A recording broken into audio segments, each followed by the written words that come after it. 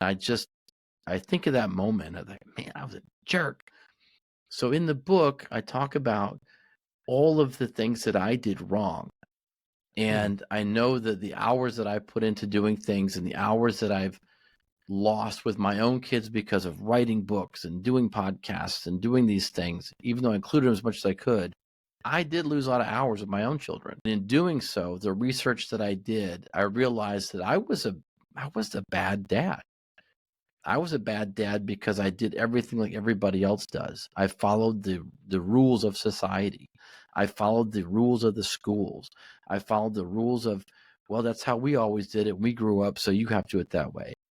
And when my oldest son was 9 years old in the third grade, he took what here in Florida that was called an FCAT. It was a pre-test to go into fourth grade.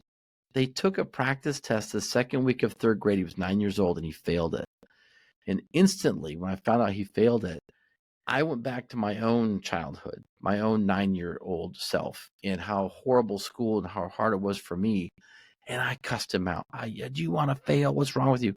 He was 9 years old, Robert. And I think of that moment of like, man, I was a jerk. So in the book, I talk about all of the things that I did wrong, how I listened to everybody, how I felt like, and you know this, you did the voiceover for me. I felt like a car on a track that I couldn't steer myself because the track was already set out for me and how I was supposed to do things.